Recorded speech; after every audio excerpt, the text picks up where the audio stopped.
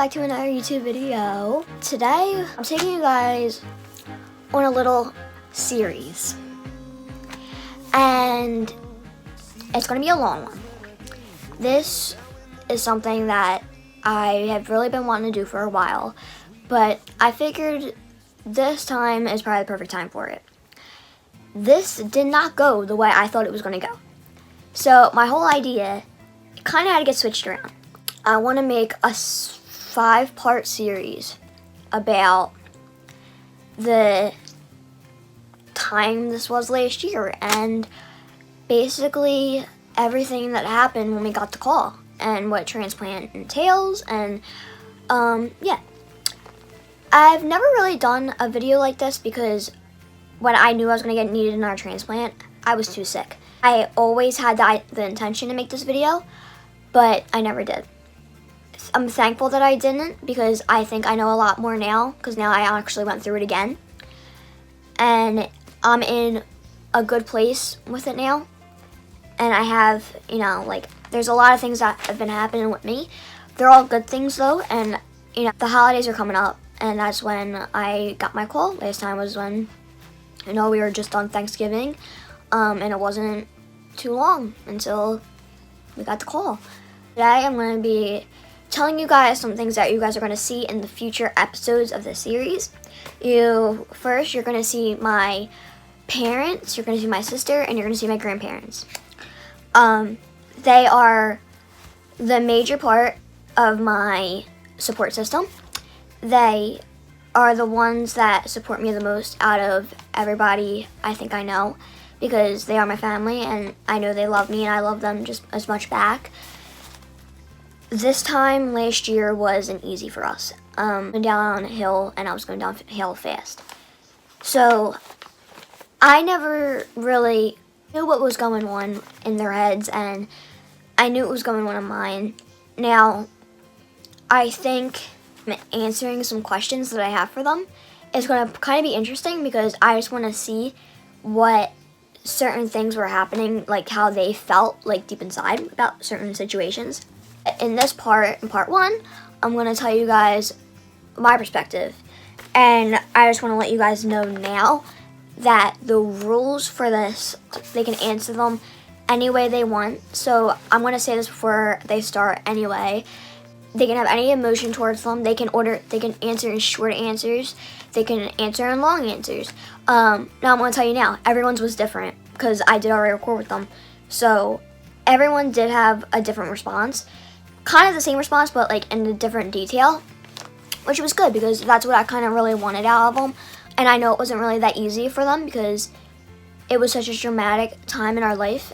We're really, really affected by it, and everyone around me was really affected by it. And we're just really thankful for everything that we have now, that my health is better. I'm in a better situation. I'm in a better place. In a better mind state. So yeah. So let me just talk about a few things first. So, what is a transplant, first of all? A transplant is something that if a doctor brings it up to you, you're not in a good shape, okay? Transplant is a very difficult thing. It's a mentally traumatizing thing. Transplant, but is also a beautiful thing. It gives people life back. It gives their family, their loved one back. It brings back happiness. There's so much to it, and I don't know how to explain it correctly because I go through it, and I wish I could tell you guys exactly what I go through sometimes, and it's like I just can't because I don't know how to say it, let alone write it. That's why I make these videos, because I can't write. And overall experience, that's for sure. There's highs and there's lows, for sure. My life every day is different. It is. Whether it's in school, whether I'm just home. Some days I feel better than others. I mean, it's all different. Transplant, though, the definition of transplant is really like you're saving, they take your organs out and they recycle them and they put them in someone else's. In 2009, gave me an extension of life. My 5-organ transplant I just had last year, that saved me. I don't personally know them. I wish I did. I don't know if I wish I did. I wish I was able to meet them though. And I know that I pray to them every day and I say thank you. And I hope that they are proud to see what they've done and what they've helped me with, and to let them know that I'll take care of these organs and I'll cherish them for the rest of my life. What's the process of transplant and after transplant? So the process of transplant is hard. First, you need everything to be exact. You need your blood, you need your antibodies, you need your height, your weight, your everything, like everything to be exact. I can't stress enough that everything was against me. My size. I have a rare blood type. I'm A positive. I have I have a small body, so it means I would need a smaller person to die. I had to have a person with the same antibodies as me.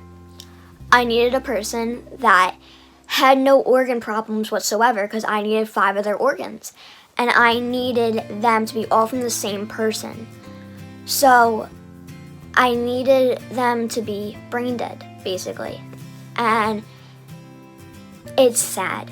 It's sad.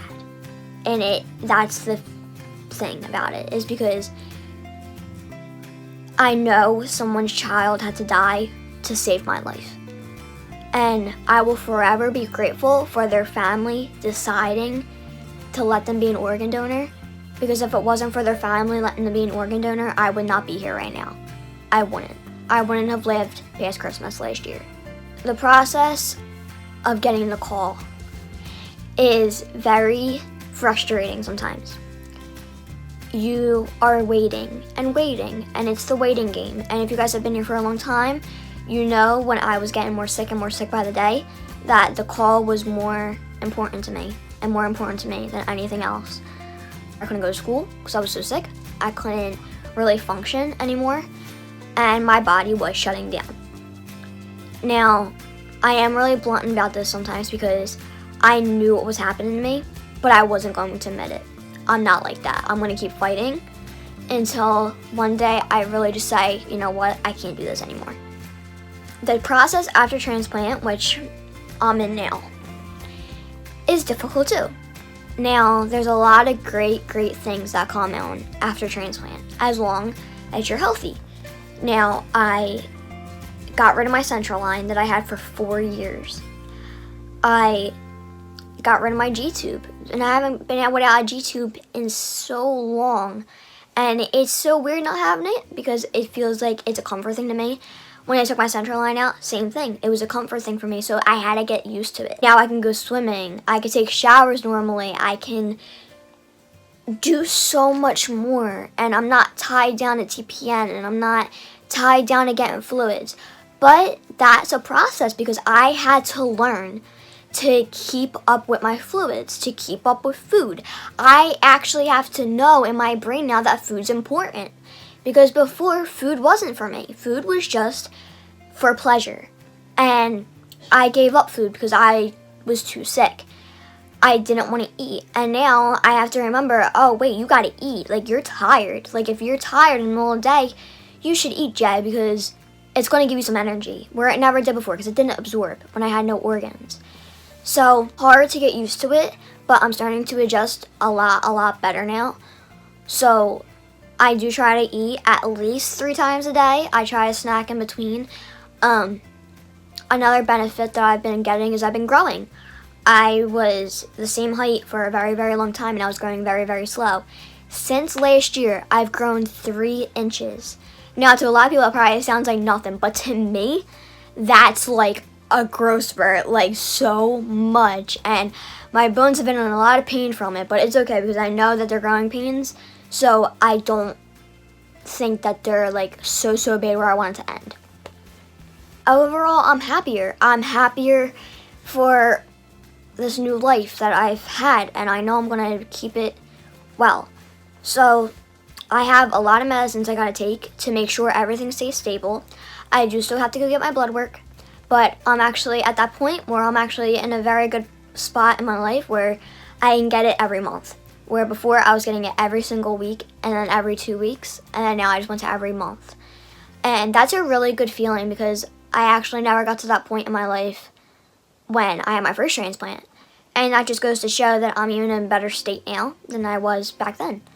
So it really means a lot to me, and it's just those little things like that are amazing.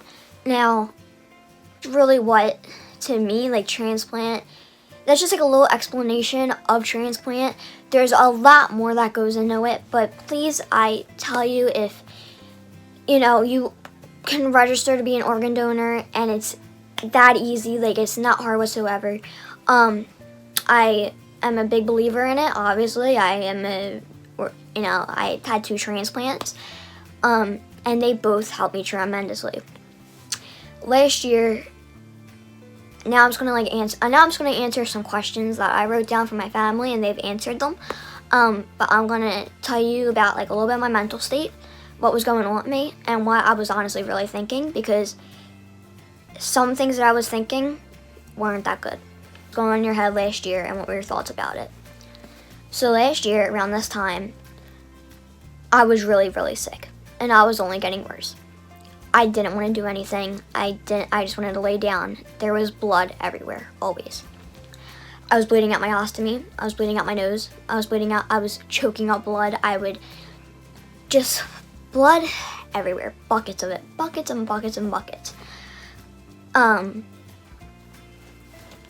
At this time last year, my grandma and grandpa, they were coming every single day because we all knew in the house what was going to happen, but no one would say it.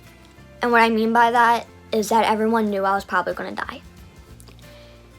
I knew it, but I wasn't going to act like I was. So I would say like I was going to get my transplant because I had to believe in it. I would, sometimes at night, I would wake up, and at this point I couldn't even sleep in my own bed. I had to stay out in the living room, and I slept on a recliner or a couch. And I would look out the window. I would think to myself, like, where's my donor? Like, and it sounds horrible, and it's a sin, but I would just be like, if they're so close, like, it has to happen to me, like, this has to happen. And I kept, I had to keep faith, because if I didn't, I was going to give up. And I would pray, and I would pray, and I would hope for something, you know what I mean? And the problem is when you get a call, so like let's just talk about the call real quick. When you get a call, it can go either way. Alright, it can go either way. They can call you and, they'd be like, alright, we have possible organs for you. And you have 6 hours to get to your hospital to receive the organs before the organs die. Remember, it takes me 6 hours to get to Pittsburgh. So, I had to go to Pittsburgh for my transplant. That's where I had to get my transplant. And it takes 6 hours to even drive there, let alone prep me and everything. So, we had a pilot on standby at this time, and the day of the call, it just got approved for the pilot to be able to take me if he needed to. We were thinking about calling state troopers for so we were able just to basically like fly down there in my dad's car. At this time too, my best friend Kylie, shout out to Kylie, literally I don't even know why she still talks to me, and she still makes sure I'm okay, and she's still my best friend in the world.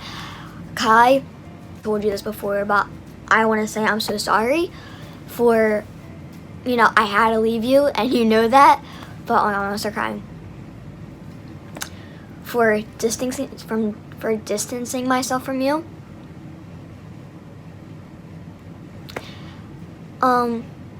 That was my state of mind at this time, was I had to be strong, and my best friend, she would text me like how I'm doing and all.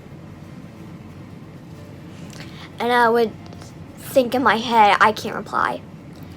Or she'd be like, do you want to call, or do you want to talk to me, or whatever? Like, are you feeling tired? I would tell her, I'm tired. And I wasn't, and I really did want to talk to her really, really bad. But I didn't, because I felt in my heart that I had to distance myself from her. So that way, if something did happen to me on some random night, it wouldn't feel as such like a loss, like I just talked to her. And even though I know it would be to her if she lost me, but I didn't want her to be so broken, like she was just fine. I just talked to her, I just did that, and I really tried to distance myself from her. And Halloween was the last time we hung out, like right before I got real sick. And I remember the night, because we actually went out and stuff, and we hung out stuff, and I was wrapped up in blankets and everything, and she was like, you know, and she knew what was most likely going to happen. And I just want everyone, you know, just Kylie's the best. Like, she truly is like the best. And I wish I could have her in this video, but you know, she's been going through a lot of stuff right now, so we can't really get together to do a video, but it's okay. She'll be in one soon. That was like the point where I was like, all right, like I really got to start doing this with everyone, because I did it to Kylie and I kind of started doing it to everyone else. I was less vocal. I was more depressed because I wasn't being myself. And when I'm not myself, I don't feel right. So when I'm not myself, everyone in the house feels weird too, because they know something's up. I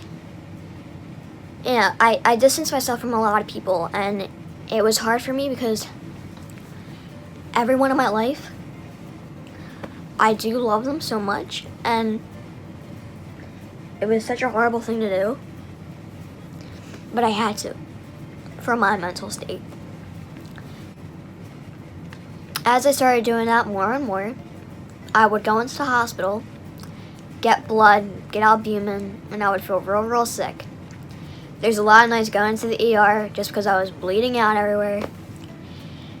Blood pressure would go down to like 80/60, like it would be down low, maybe a little higher. No, it would go down pretty low.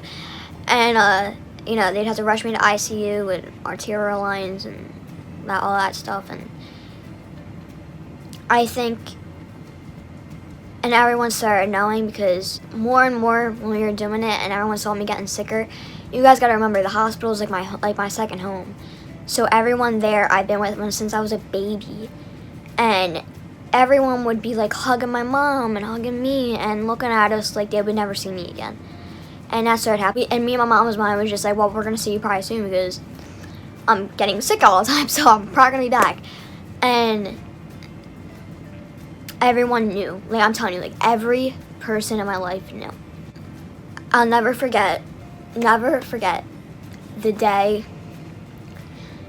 that they had people come in my room. Well, they took my mom out. My doctor, that's like, he's been taking care of me since I was little, and he's amazing. He's an incredible person. He's an incredible doctor. He saved my life multiple times, and like, we're close. And he came in my room, and my mom, he didn't have my mom be in there, which was a little weird to me, because I knew what he was gonna come say. I was getting so sick, and like I told you, no one in my house would say it. My doctor came in, he sat on my bed with me, and he was like, how are you feeling today? And I'd be like every other day, I feel horrible. And he was like, alright, he's like, well, I want to tell you something. And I was like, I knew what he was going to say. I said, I know what you're going to say. And he was like, okay, good, so I don't have to say it out loud. And I was like, no. I was like, I know what you're going to say. So he was like, I just want you to know, he's like, that I'm going to still try to get you some therapy. and I was doing everything at this point. I did hypnosis, I did regular therapy, I did, like aromatherapy, I did like mentally meditating, like there was just like I did all that stuff. None of it was really working. And he told me, he was like, I want you to have the option to be able to go on the ventilator. So basically they would put me in a coma and I wouldn't have to deal with the pain. And if I passed, I did, and I would be comfortable and I wouldn't know. I wouldn't be in pain.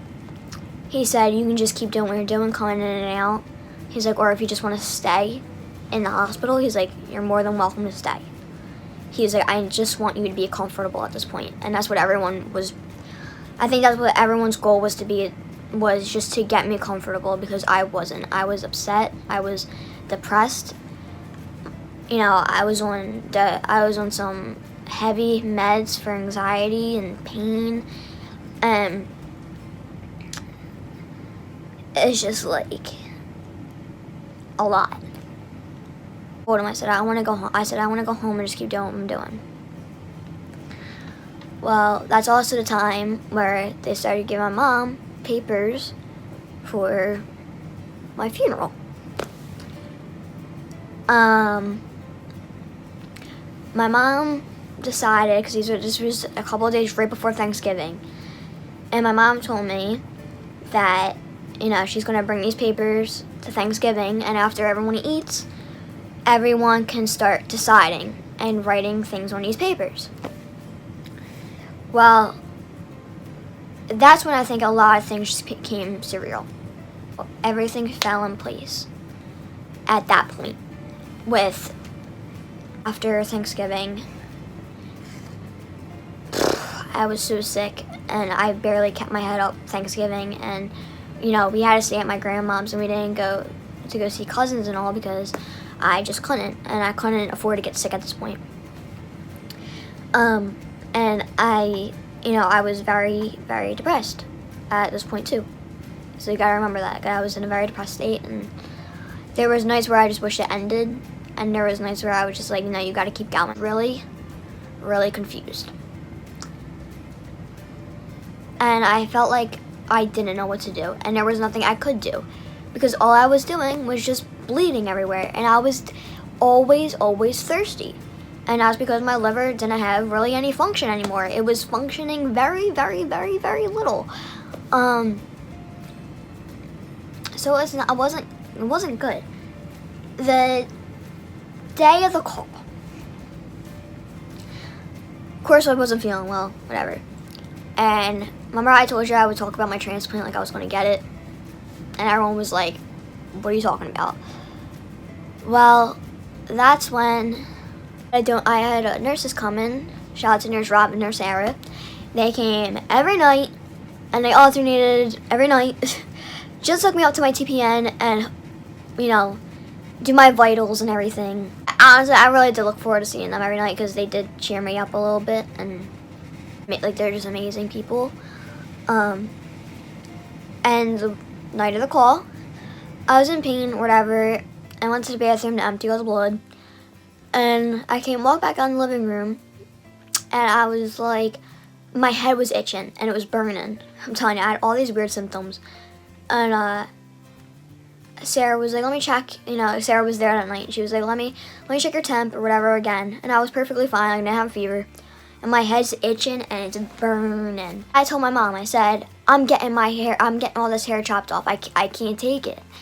And I said, when I get this transplant, I'm chopping my hair off, because I don't want to be like this way, all the narcotics I'm going to be on and everything and sweating. Like, no, because narcotics make you hot sometimes. You have hot flashes, and I usually do have hot flashes. So we had to make sure that that wasn't gonna happen. Don't you know? I would say, honestly, like, it was probably a few seconds later after I said that, the phone rings. And I have very, very good hearing, and I heard what they were saying on my mom's phone. And one of the first questions they usually ask you is when you get the call is, has your daughter or son, whatever, your daughter or son, have they been sick in the past couple days? And then, my mom said no. And it was an unknown number, which was weird because we thought if the call came, it would have been Pittsburgh, like their phone number, and it wasn't. It was some unknown caller. So thank God my mom answered. We had so much. I knew what it was. I knew it was the call. I started filling up with anxiety because I was like, oh my God, like this is happening right now. They asked my mom, have you been out of country in the past 2 weeks? How is she? Is she feeling extra sick today? Or like whatever. My mom's like, no. And they're like, okay, well, we have possible organs for Jacqueline. And my doctor that got him, his name's Dr. Sidney. And he was like, and they're like, Dr. Sidney is going to check all the labs and everything because your donor needs to get labs to make sure they have same antibodies, blood type, all that stuff. Like, we'll give you a call back. We just don't know exactly yet, but I just want you to know that we have potential organs. So Sarah, she knew it was the call, and I knew too because I was listening. Well, Sarah drops everything and she's like, oh my God, like, do you guys need help and all that stuff? My mom's like, no, we're good, like, go home. And the girl, they tell my mom, they're like, well, we don't know it's a definite yet, so just start packing and start getting like an idea of how you're gonna get here. So mom's like, okay, thank you. Mom hangs up with her. I'm bawling my eyes out. And I'm so anxious right now, like you wouldn't even believe it.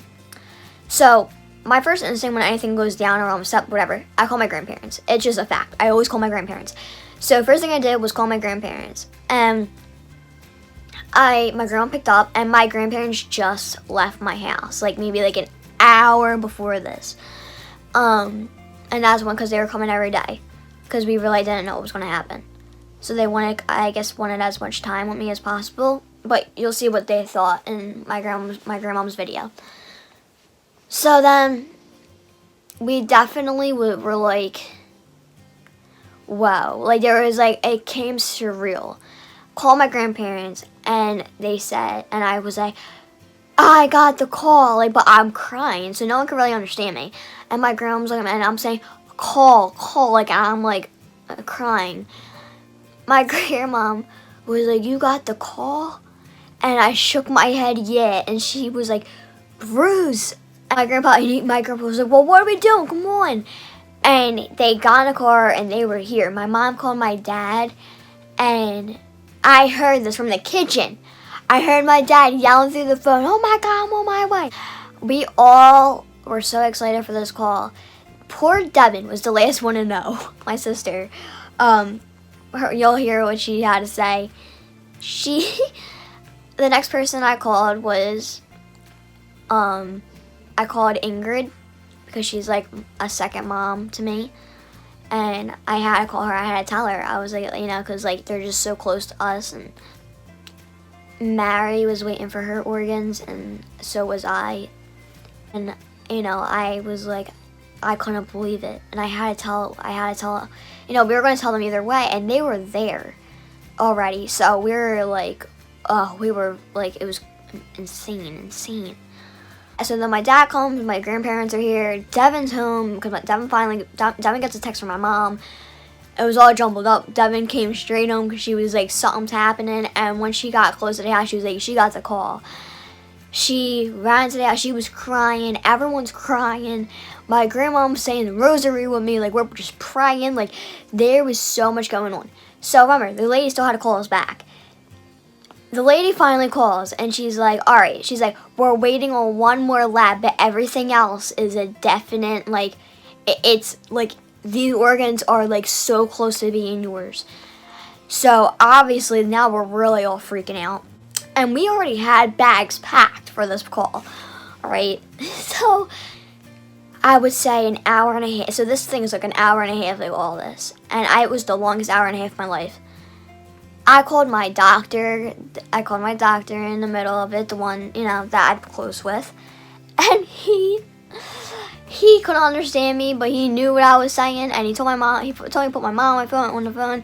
She told him, and she gave me the phone back, and he was like, listen, take clorazepam, get in the car and sleep the way there because you're too anxious right now and you need to be in a good state when you get there. So I listened to him. He was like, you're gonna do great.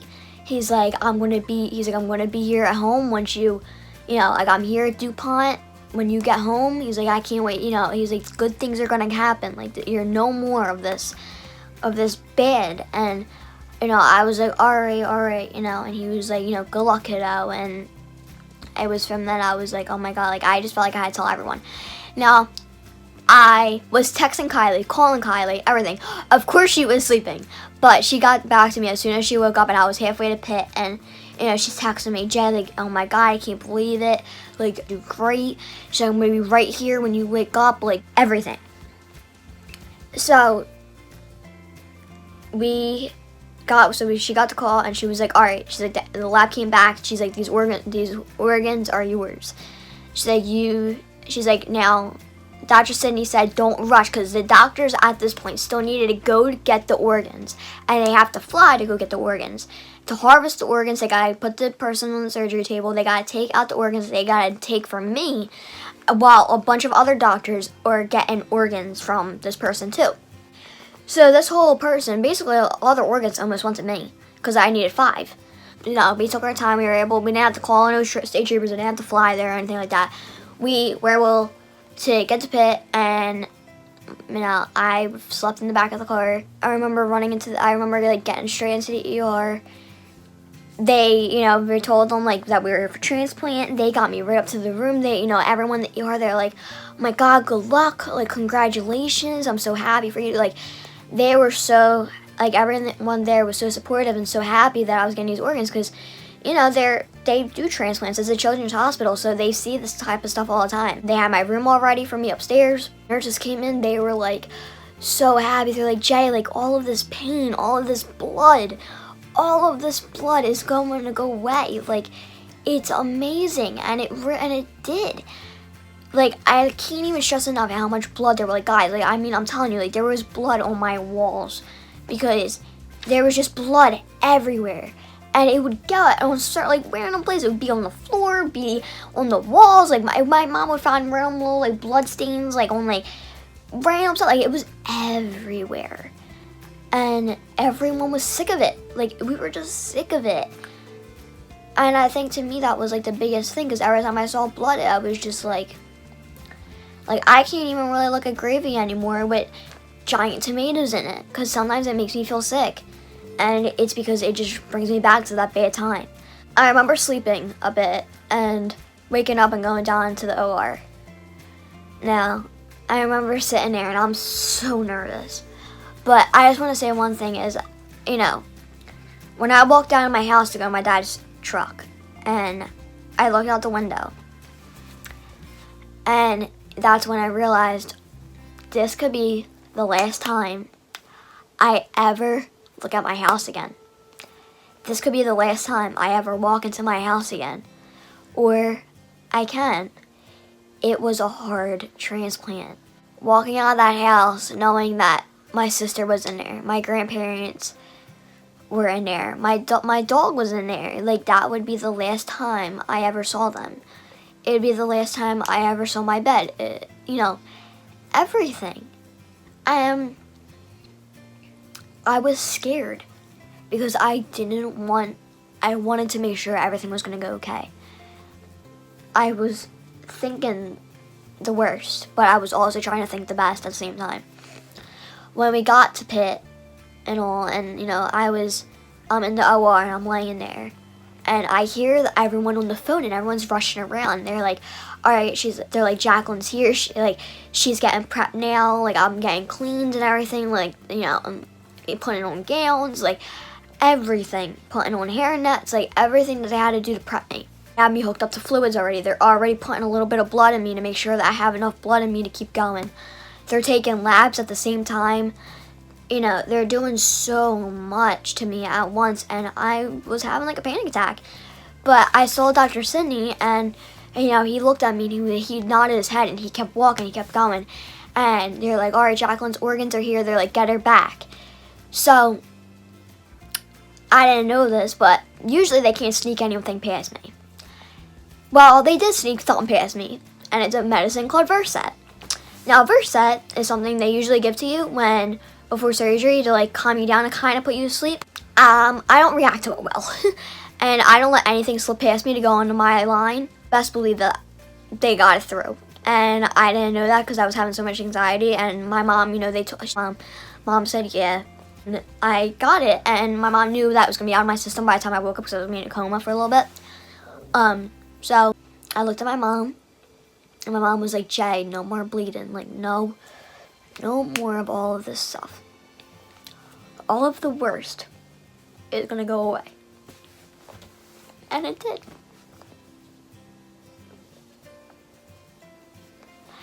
It all went away within hours.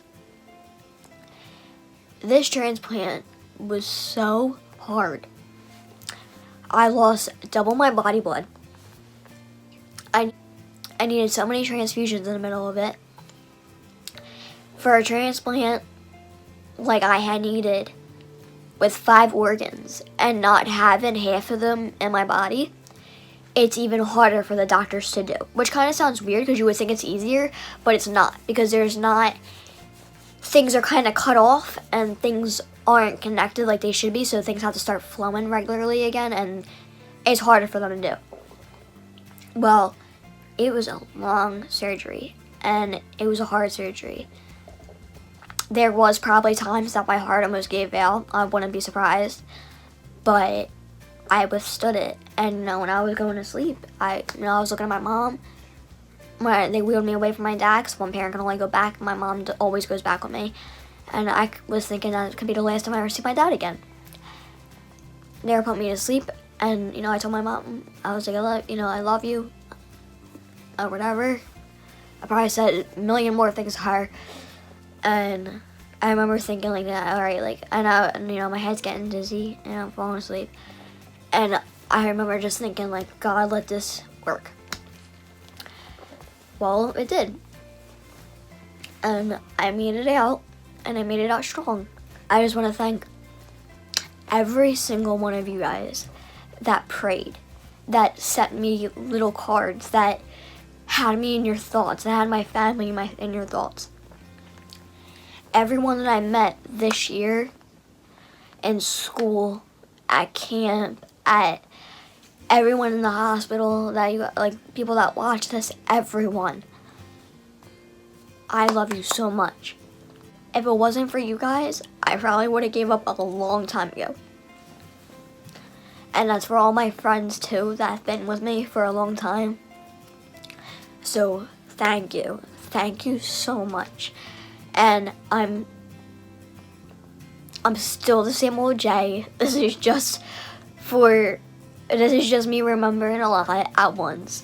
And a lot of my close friends, they know that I'm not usually like this about like myself at all, but I think it's just from me really coming to realization for my 1 year anniversary that that's what happened. And I love all of you guys. And like I said, thank you. Like, I can't thank you enough. You guys are gonna see these are my reactions. So basically the questions, I didn't really ask myself the questions at all, but they're really like, I answered them still, and really has changed my life forever, and it's just amazing. Thank you. I love you, and please have a blessed life.